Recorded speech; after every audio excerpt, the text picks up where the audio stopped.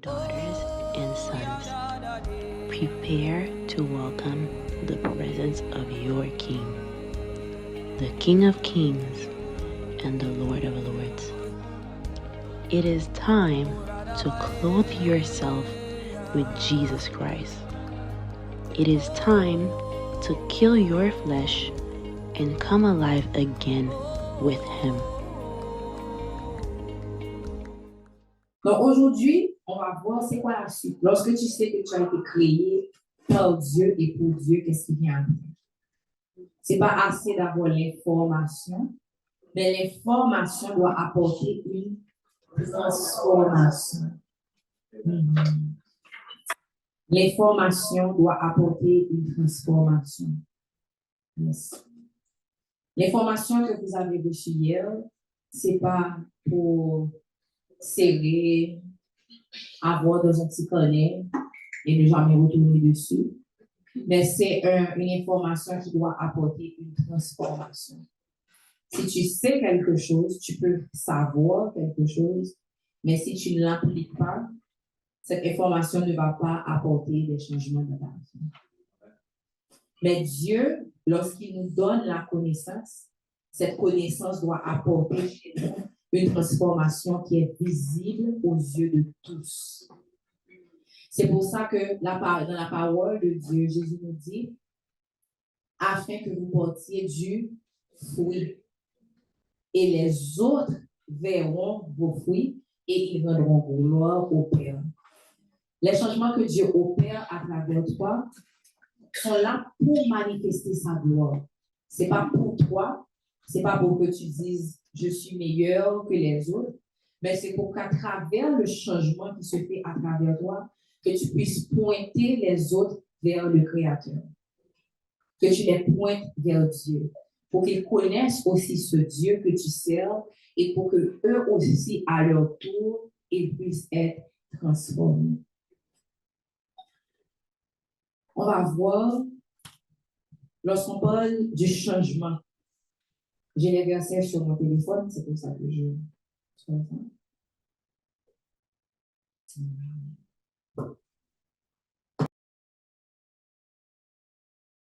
One.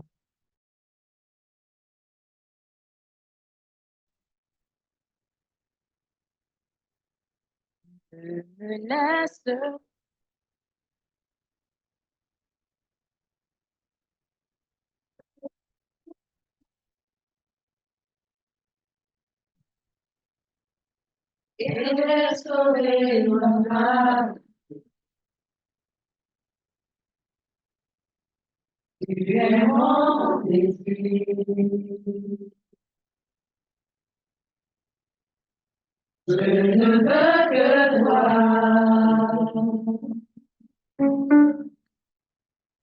Rien ne peut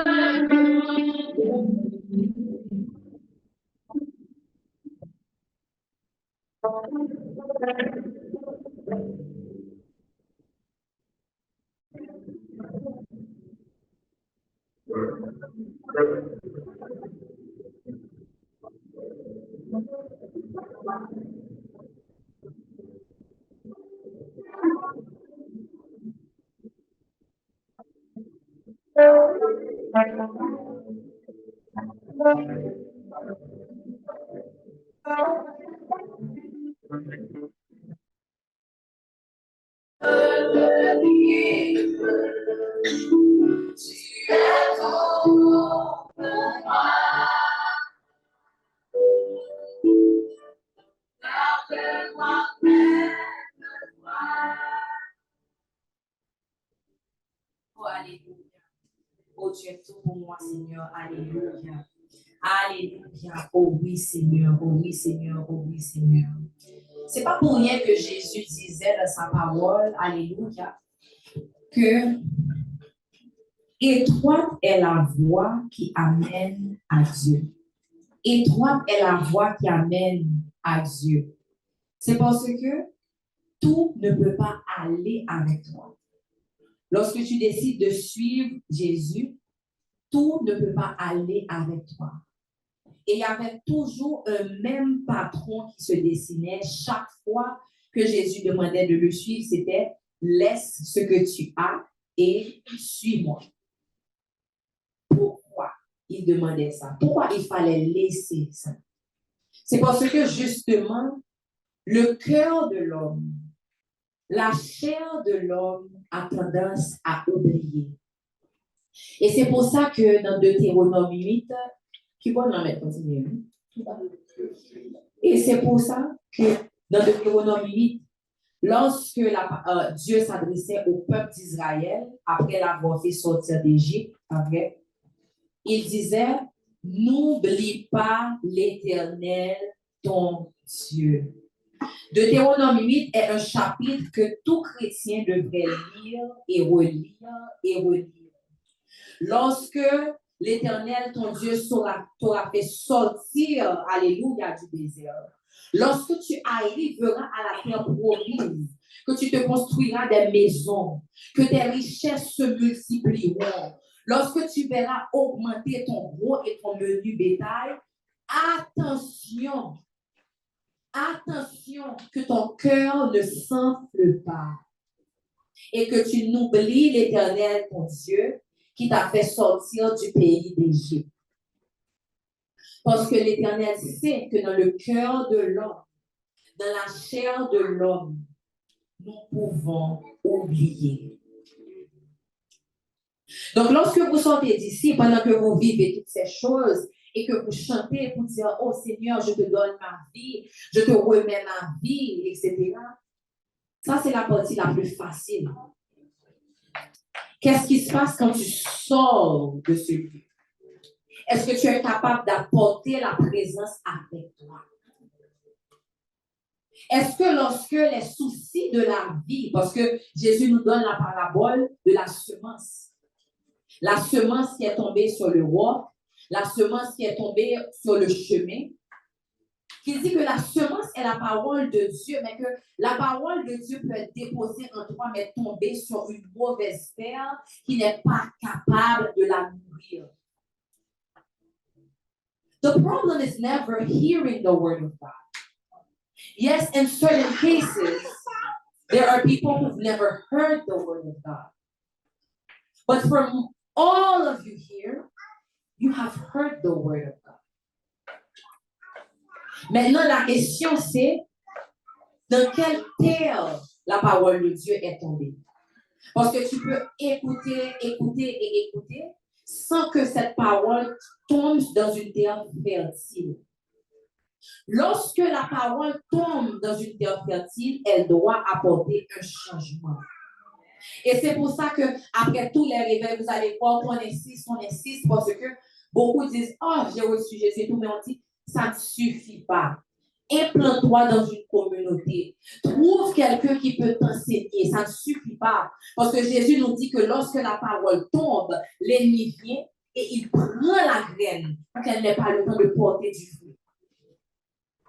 Donc, tu es un chrétien qui est, oui, sauvé, tu peux même être baptisé, mais dans ta vie, on regarde et on se demande, est-ce que tu as même le Saint-Esprit? Frères et sœurs, lorsqu'on reçoit réellement la parole de vie, elle doit vous changer, elle doit vous transformer. Et tout ne peut pas aller avec toi. Tu ne peux pas retourner et vivre ta vie comme avant. Donc aujourd'hui, à travers les quelques minutes que j'ai avec vous, je vais vous donner une stratégie que vous allez mettre en place. Et je vous garantis que tous ceux qui suivent cette stratégie, est-ce qu'on peut appeler une stratégie des règles qu'on suit pendant 2 semaines? Est-ce qu'on peut voir les résultats d'une stratégie après 2 mois? Maybe, but to be sustainable, pour que les changements puissent continuer, il faut avoir un système. Ta stratégie doit devenir un système qui gouverne ta vie. Tu ne peux pas compter sur ta volonté. C'est comme dire, oh, cette année, je vais faire du sport parce que j'aurai envie. Non. Lorsque tu fais un plan, lorsque tu as une volonté, tu dois avoir une stratégie. Moi, je coach beaucoup de personnes et je vous garantis, sans exception, il n'y a jamais un cas, même si tu veux la chose de tout ton cœur, que sans stratégie, tu vas arriver. Je vois dès le départ quand quelqu'un va échouer. Parce que tu n'as pas une stratégie. je veux ça. Mais tu veux ça, mais c'est quoi le plan? À quelle heure tu vas te réveiller? Quel jour tu vas faire? Mais quand tu as une stratégie, même les jours où tu tombes que tu ne fais pas, tu ne t'arrêtes pas. Une fois où tu tombes ou que tu ne fais pas, ça ne te fait pas chambouler pour tout le reste. Parce qu'il y a une stratégie, tu peux continuer.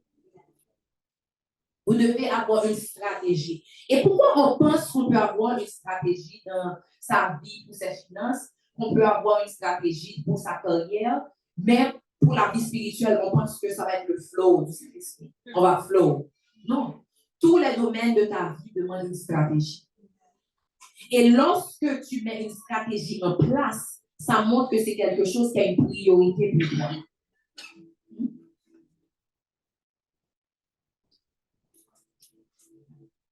Lorsque quelque chose est important pour toi, tu vas établir une stratégie. C'est la stratégie qui va montrer que c'est quelque chose que tu ne veux pas perdre. Donc, avec tout ce que tu as vécu ici, tu dis, oh, Dieu m'a libéré, il m'a touché, il m'a montré des choses et tout. Mais est-ce que c'est quelque chose que tu ne veux pas perdre? Et pour ne pas perdre, tu dois avoir une stratégie.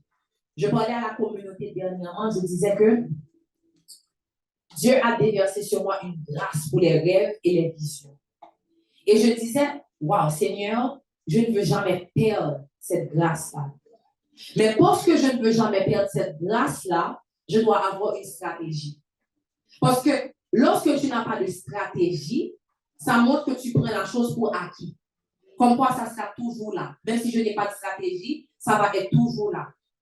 Même si je ne mets pas une discipline pour ça, ce sera toujours là. Donc, tu le prends pour acquis. Et c'est là le danger. Donc, parce que j'ai dit à Dieu que je ne voulais pas perdre cette grâce, je dois mettre une stratégie. Je sais que je ne peux plus, depuis que j'ai reçu cette grâce, je ne peux plus vivre ma vie et aller dormir comme n'importe quelle personne.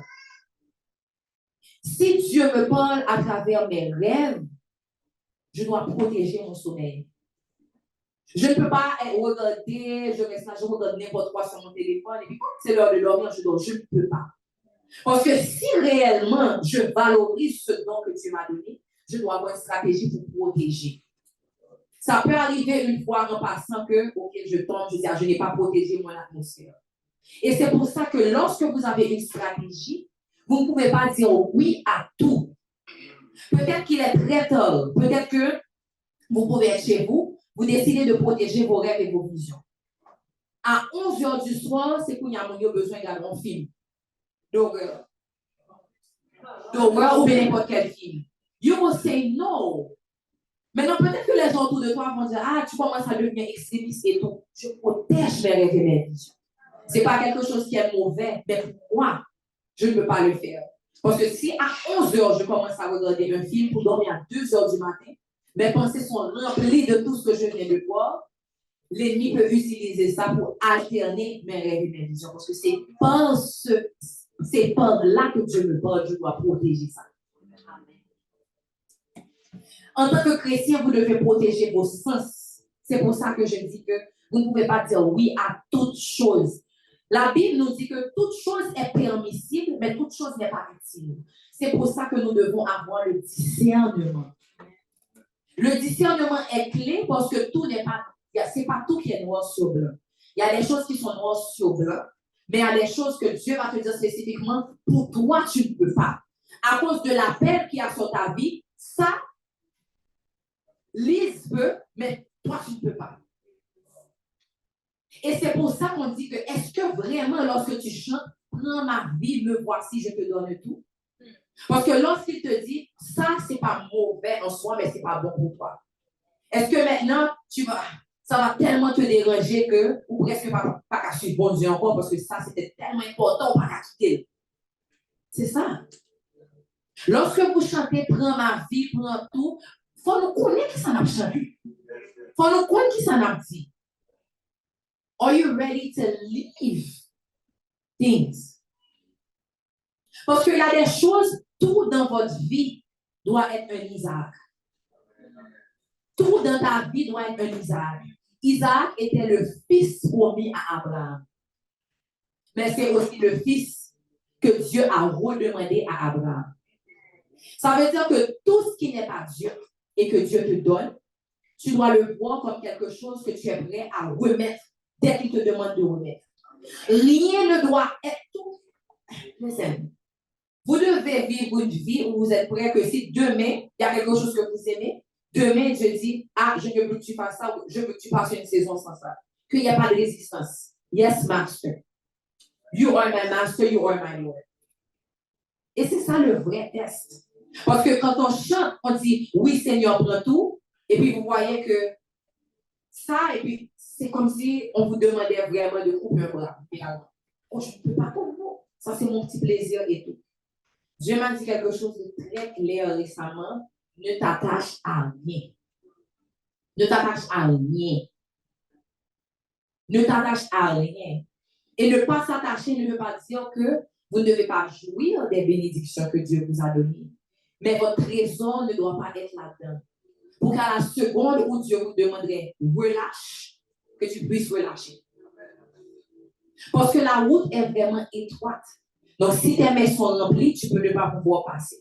Et beaucoup d'entre vous, vous n'allez pas passer, pas parce que Dieu ne vous a pas appelé, mais parce que vos mains étaient trop remplies et que vous avez refusé de laisser tomber le poids.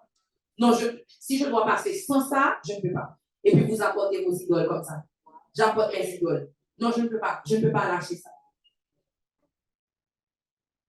Pour vivre une vie où Dieu peut vraiment vous utiliser, c'est pour ça qu'il dit que vous devez mourir à vous-même.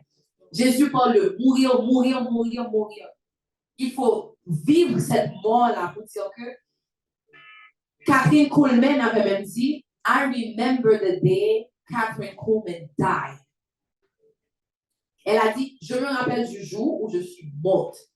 Je me rappelle la date, je me rappelle ce que je portais, je me rappelle ce que je faisais. Le jour où vraiment, moi mourir à moi-même, moi mourir à tout désir, moi pour dire, no matter what, Lord, I'm following you. Le secret de suivre Dieu, c'est vivre une vie de consécration. Il faut vivre une vie de consécration. On parle souvent de consécration comme quelque chose qui est comme par saison.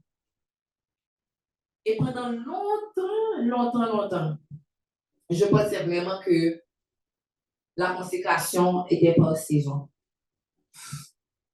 Tu dois vivre une vie de consécration. Ça veut dire quoi? C'est une vie où tu sais que tout ne peut pas venir avec toi. Je vais lire pour vous dans Éphésiens 4, verset 26 et 27. Bon, verset 27.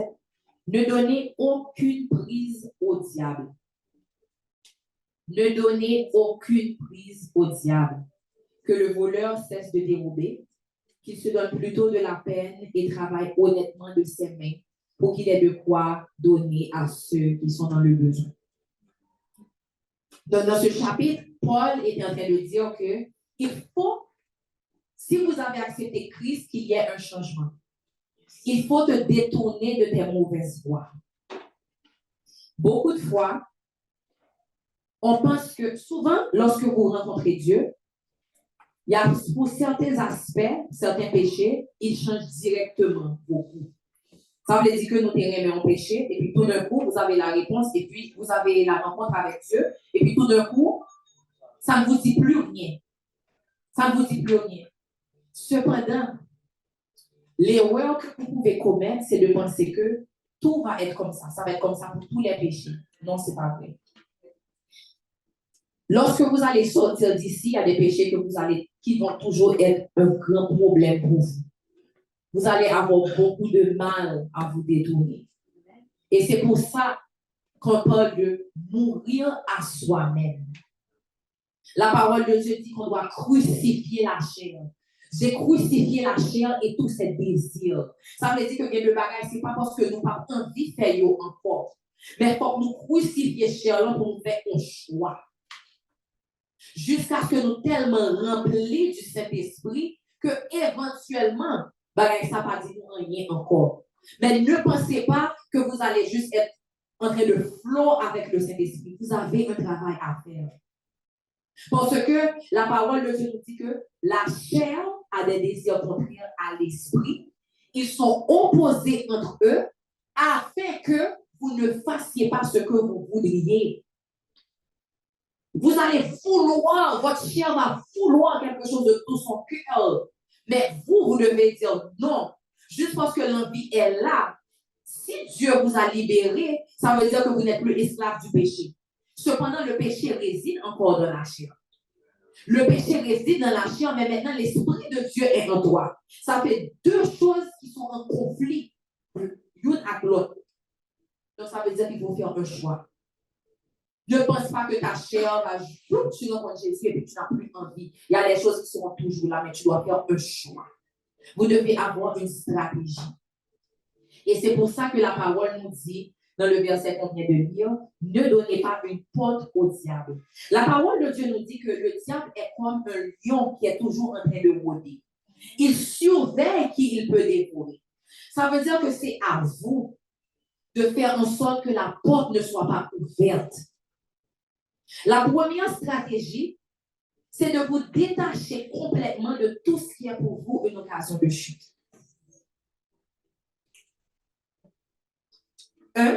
Vous détachez complètement de tout ce qui est une occasion de chute. Pourquoi je dis complètement? Parce que pour certains, il y a des choses qui ne sont pas une occasion de chute. Mais pour vous, c'est une occasion de chute. Mais l'erreur qu'on commet en tant que chrétien, c'est de penser qu'on peut gérer quelque chose qui est pour nous une occasion de chute. En pensant qu'on a la sagesse, on a le discernement. Maintenant, je vais vous poser une question. Le Saint-Esprit m'a fait voir la chose de cette façon. S'il y a quelque chose dans ta vie qui est pour toi une occasion de chute, et tu dis que, bon, maintenant, j'ai rencontré Christ, j'ai une certaine sagesse, je sais que c'est pour moi une occasion de chute, mais je pense que je peux gérer. D'après vous, qu'est-ce qui fait que vous ne pouvez pas laisser complètement? Pourquoi? Si c'est quelque chose qui est permissible, mais pas nécessaire, qu'est-ce qui fait que, malgré que nous connaissons que son bagage a fait nous chuter, on a essayé de joindre un juste milieu? Est-ce que ça ne vous montre pas que cette chose est une idole pour vous? C'est quoi la raison qui fait que tu ne peux pas couper d'un coup? Pourquoi? Parce qu'on est toujours en déni lorsqu'il s'agit des choses qui sont des idoles pour nous. Vous n'avez jamais vu quelqu'un qui a dit addict à la marijuana? Jamais ils vont dire, oh non, je peux arrêter quand je peux. Arrête. Arrête maintenant. Jamais quelqu'un ne va dire, oh, je suis addict à la marijuana. C'est toujours, oh non, je peux arrêter quand je veux. Pride. Pride. Addict à des choses. Oh non, je peux arrêter quand je veux, c'est parce que je veux. Eh bien, arrête. It's pride that makes us not say it when we are addicted, when something is mastering us. And the devil, that's what he does. C'est ce que l'ennemi fait.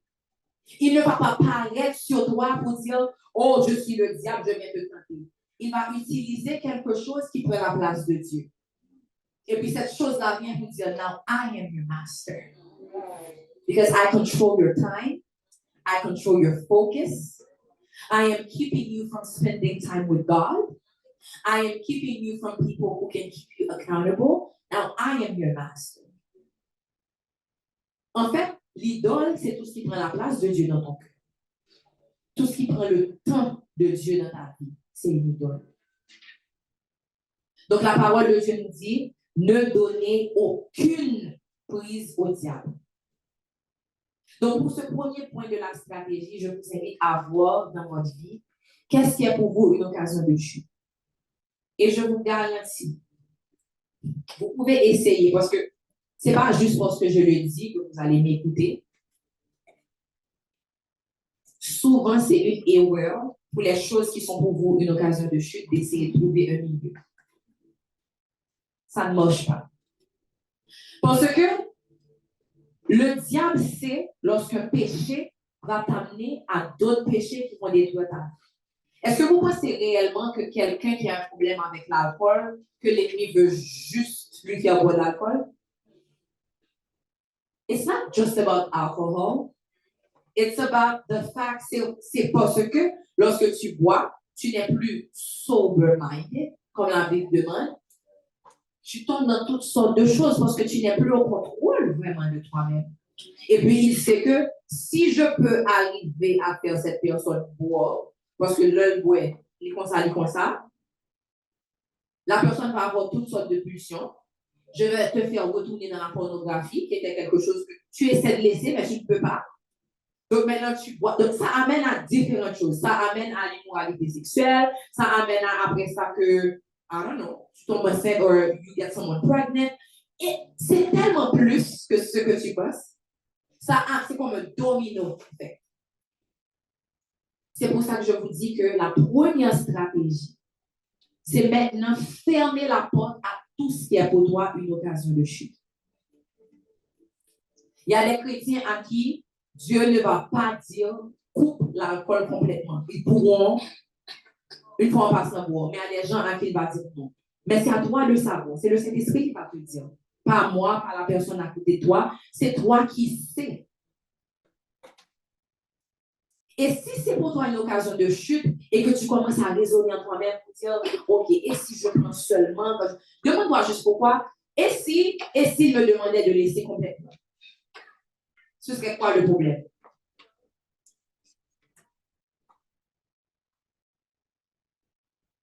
Galates 5, verset 24 nous dit, or, ceux qui appartiennent à Jésus-Christ ont crucifié l'homme livré à lui-même avec ses passions et ses désirs. Puisque l'esprit est la source de notre vie, conduisons-nous selon sa volonté.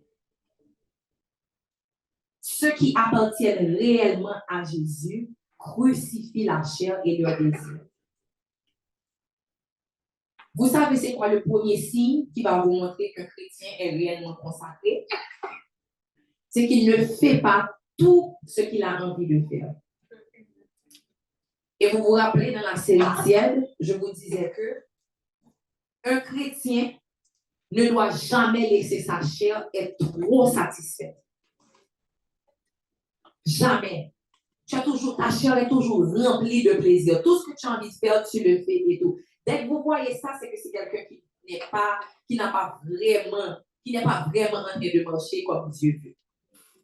Et l'erreur que la religion fait, surtout lorsque vous venez, par exemple, d'un background catholique, OK?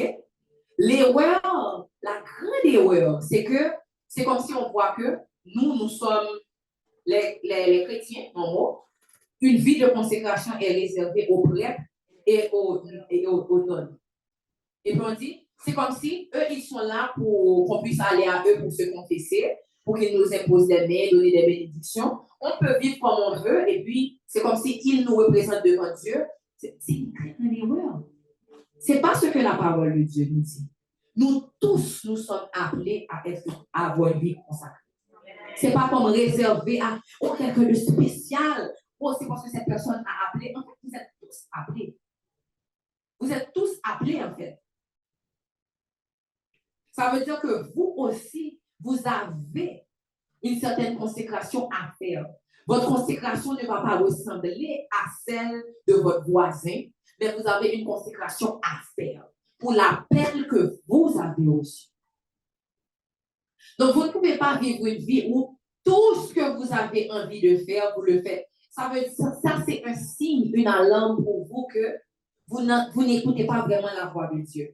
Parce que lorsque vous écoutez vraiment la voix du Saint-Esprit, il y aura certains aspects de votre vie où vous avez envie d'aller à droite, mais ici c'est à gauche. Tout ce que tu as envie de faire, tout ce qui te passe par la tête, tout ce que tu vois qui est bien, tu vas. Tu n'écoutes pas la voix du Saint-Esprit. Parce que la parole de Dieu nous dit, mes voix sont au-dessus de vos voix. Quand tu vis une vie où tu as ton propre maître, toutes tes décisions sont bonnes, c'est clair pour moi que tu es un chrétien qui n'écoute pas la voix de Dieu. Parce qu'il y aura souvent des décisions que tu auras prises où it wasn't what you wanted, but God said otherwise. Vous pensez que les hommes de Dieu, les femmes de Dieu, ce sont des choses qu'ils ont toujours envie? Oh oui, c'est juste que vous voulez marcher droit. Ah oui, vous pensez ça vraiment? C'est une vie de sacrifice. C'est pas tout le temps que vous avez envie. C'est pas tout le temps que vous voulez jeûner. Mais il t'a dit, 1 jour par semaine, tu jeûnes. Comme le prophète nous disait, plutôt les leaders, impossible que tu sois un chrétien et que au moins 1 fois par semaine, tu jeûnes. You have to have a lifestyle of fasting. Donc, ayez cette stratégie-là de fermer la porte à tout ce qui est pour vous une occasion de chute. Vous pensez que lorsque Dieu vous demande de passer du temps avec lui, ou bien qu'il y a un enseignement à préparer, que ma chère n'a peut-être pas envie de juste rester 1 heure de temps sur mon téléphone à regarder des vidéos qui ne servent à rien, mais qui me donnent du plaisir. And there's the voice of the Holy Spirit that says, your mission is greater than that. The time that you're wasting on your phone, et c'est tellement subtil. C'est pour ça que la parole de Dieu dit, the sin that so easily entangles us. Le péché est comme un serpent que ou pas même réaliser le il commence à développer. Subtil, un exemple, on a emménagé dernièrement et puis de chercher, vous savez, on cherche sofa, on cherche des choses et puis je vois que je commence à devenir addict aux vidéos de décoration de maison. Et puis je dois préparer les enseignements. Je dis, waouh, comment c'est possible que la chair soit tellement faible? On voit rien, on vient d'addict en bagage et puis tu dois shut down. Shut down. Fermez la porte à tout ce qui est pour vous une occasion de chute. Il faut crucifier la chair. Alléluia. La deuxième chose, la deuxième stratégie, c'est d'arrêter de penser que vous êtes en train de combattre un combat charnel. 2 Corinthiens 10, verset 3 à 5 nous dit, sans doute, nous sommes des hommes et nous vivons comme tels, mais nous ne menons pas notre combat d'une manière purement humaine, car les armes avec lesquelles nous combattons ne sont pas simplement humaines. Elles tiennent leur puissance de Dieu qui les rend capables de renverser des forteresses. Oui, nous renversons les faux raisonnements ainsi que tout ce qui se dresse présomptueusement contre la connaissance de Dieu et nous faisons prisonnière toute pensée pour l'amener à obéir à Christ. Je vais lire pour vous version easy. It is true that we live in this world as humans, but we do not use our human ideas to fight against what is wrong. It is like we're fighting in a war, but we do not use human weapons. Instead, we use God's weapons. Those weapons are powerful enough to destroy the enemy's strong places. We use those weapons to destroy people's wrong ideas. People who may speak proud ideas that stop other people from knowing God. We show that those ideas are completely wrong. We change the way that people think so that they want to obey Christ. Vous devez savoir que arrêtez de voir tout ce qui se passe dans vos vies comme des choses humaines. Parce que, comme on a dit hier, le monde spirituel est beaucoup plus vivant que ce monde temporaire-là, que cette place temporaire-là. Le monde spirituel est beaucoup plus vivant que la peau sur tes os, plus vivant que l'air que tu sens dans tes poumons. Arrête de combattre le mauvais combat. Et c'est pour ça que la Bible parle du renouvellement de nos pensées. L'ennemi s'infiltre souvent dans nos pensées pour nous faire vouloir aller sur un chemin qui est différent. Qu'est-ce que la parole de Dieu nous dit dans Romains 12, verset 2? Ne vous conformez pas au siècle présent, mais soyez transformés par le renouvellement de votre intelligence, afin que vous discerniez quelle est la volonté de Dieu. You cannot discern the will of God with your physical eyes. You cannot discern the spiritual attacks on your life with your physical eyes. Je vous dis, dernièrement, on avait quelque chose qui était comme bloqué. C'est comme un dossier, comme à chaque fois, bagay la changé, bagay la viré dans main. And then the prophet told Jean-Luc, Jean-Luc, you are the one blocking this because you are disobedient. And when Jean-Luc repented and he started doing what God asked him to do, the next day it got unlocked. Yes. So you guys are looking at things in your life that are not working. It's like everything you do is not working, and you're like, oh, it's just life. The battles are spiritual way more than you think. Sometimes you open the door to the devil because of a disobedience. God is asking you to do something, you're running away. Sometimes it's because of, again, disobedience, but something that he asks you not to do. Do you know that you can bring obstacles in your life just because you let someone in your house that God didn't want in your house? Did you know that? Do you know that some people, they carry things and God will tell you that person cannot step into your home? And you're so like, not spending time with God, you can't hear just there and then. You're like, oh, everyone is welcome in your home. Il y a un homme de Dieu qui nous avait dit il y a des années, plus tu marches avec Dieu, plus tu deviens drôle aux yeux du monde. Oh, pour qui ça, Timoun n'a pas qu'à faire ça? Pour qui ça, Timoun n'a pas qu'à la? Listen, God spoke to me about my child, and he cannot do that. Period. Listen, Dieu m'a parlé pour cette personne ne peut pas venir à l'intérieur de chez moi. On peut se rencontrer à l'extérieur. Ok, intéressant ça, etc. Listen, God speaks to me.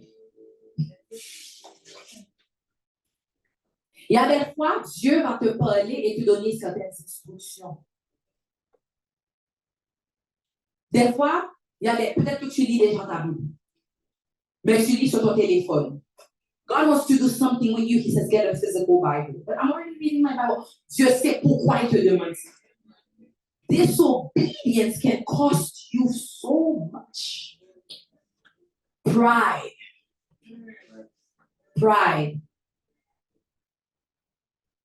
Parce que quand tu regardes bien, c'est la fierté à l'intérieur de toi qui fait que certaines fois, tu ne peux pas écouter certaines instructions.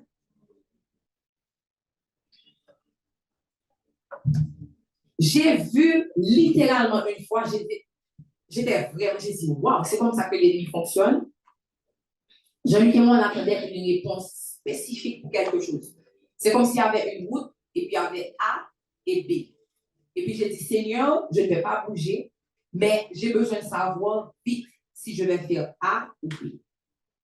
J'ai dit, tu me donnes le rêve ou tu donnes le rêve à Jean-Luc? Une nuit passe, j'attends, 2 nuits, 3 nuits. Ensuite, comme il ne m'a pas donné, j'ai dit, Jean-Luc, tu n'as pas fait un rêve parce que j'attends une réponse. Et puis il m'a dit, oh, je fais un rêve hier. Et puis, la réponse était claire. Dieu a donné la réponse.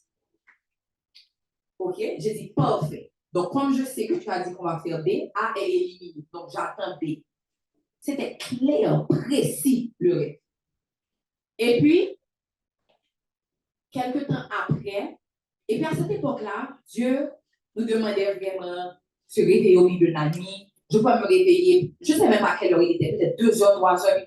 Je parle pendant que je dors. Et puis c'est comme si la voix de Dieu me dit, maintenant prie pour ça, maintenant prie pour un tel. Et puis c'est comme si je sommeil réveille et je prie. Ces choses-là sont réelles. Et puis à cette époque-là, c'est comme si, des fois vous allez voir ça, lorsque vous êtes en couple, ou bien si vous avez un accountability partner, quelqu'un qui vous prie, des fois, vous pouvez avoir un feu, et puis la personne rentre dans une période de dormante un peu.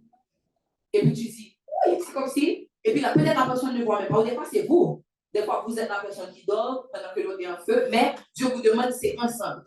Et puis à cette époque, l'ennemi attaquait beaucoup Jean-Luc en le faisant comme dormir un peu spirituellement. Et puis, il y a eu une attaque qui est venue par rapport à cette chose-là. Mais Dieu nous avait déjà montré Et puis, au milieu de la conversation, je disais à Jean-Luc, mais tu te rappelles, de toute façon, Dieu a montré ça. Il ne se rappelait pas du rêve. Je dis, quoi? J'avais entendu parler de comment l'ennemi, des fois, vole tes rêves. Je n'avais jamais expérimenté ça. Parce que, vous savez, des fois, on oublie nos rêves. Mais il y a des rêves que c'est impossible que tu oublies. C'est tellement précis et vivant. Et puis, je dis, Jean-Luc, tu ne te rappelles pas ça? Jean-Luc a complètement oublié. Mais c'était tellement important. C'est comme une décision pour ta destinée. Et puis, oublié. Il a pensé. Heureusement, je me rappelle. Et puis après, bon, c'est comme si, à ce moment-là, il ne comprenait pas pourquoi j'étais aussi étonnée. Il a dit, comme tous les rêves que j'ai fait dernièrement, j'oublie un rêve et puis tu regardes comme ça. Et puis je dis, bon, je laisse tomber parce qu'il voit ça dans la chair. Et puis quelques jours après, je racontais à quelqu'un la situation. Et puis il était là aussi, et puis j'expliquais. Et puis après, j'ai dit, ne te fâche pas, non, chérie. Pendant que j'expliquais à la personne, est-ce que tu comprends pourquoi j'ai réagi comme ça? Il a dit, c'est vrai, oui. Il ne comprenait pas comment il a fait pour oublier un rêve comme ça. Donc, vous devez protéger parce que vous n'êtes pas en train de combattre contre la chair et le sang. C'est le deuxième point de la stratégie. Spiritual wars require spiritual weapons. Spiritual wars, let's repeat that. Spiritual war require spiritual weapons. Ça veut dire que, des fois, l'ennemi va mettre une attaque sur ta route. Et oui, c'est vrai qu'il faut planifier, il faut essayer de trouver des solutions. Mais essayer de planifier et trouver des solutions ne doit jamais venir au détriment de ta vie de prière. Au détriment de demander à Dieu une direction. Parce qu'il y a certaines choses que seulement lui, il pourra te dire quoi faire dans la situation. Dans la série tiède, on a vu qu'un des signes du chrétien tiède, c'est qu'il commence à passer beaucoup plus de temps à planifier qu'à prier. Et lorsque tu deviens comme ça, vous savez quel autre péché que l'ennemi amène dans ta vie? L'esprit de se plaindre.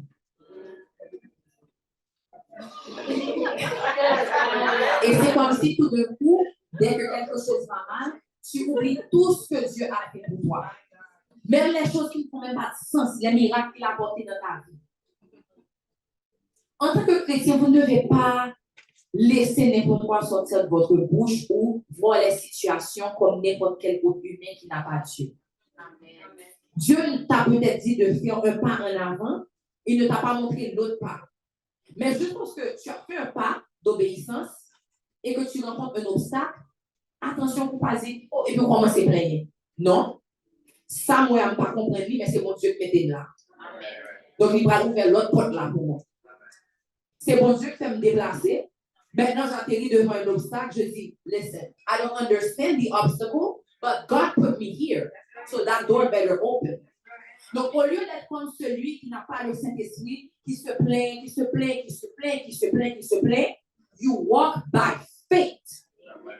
Because you know that the battle is not physical, but the battle is spiritual. Listen, you serve a God. You serve a God that opens doors that no man can shut. Amen.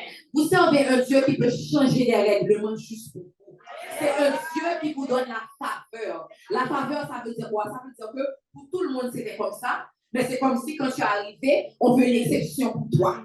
C'est un Dieu de faveur. Donc, don't ruin with your mouth. Parce que le pouvoir de la mort et de la vie sont dans la langue. Tu dois avoir une stratégie. Tu dois avoir une stratégie en place pour mettre, je ne sais pas, une barrière, une barricade sur ta bouche. Pour savoir que lorsque tu traverses des choses, que le combat est spirituel, pas naturel. C'est la deuxième stratégie. Et puis, le dernier point, c'est que vous devez vous revêtir de l'homme nouveau. Parce que Jésus nous dit qu'il ne peut pas mettre, on ne peut pas mettre du nouveau vin dans des vieilles outres. Mais pour pouvoir contenir ce que Dieu fait en vous, la transformation qu'il fait en vous, you have to be a carrier of His glory. Votre temple doit pouvoir héberger la puissance de Dieu. Alléluia.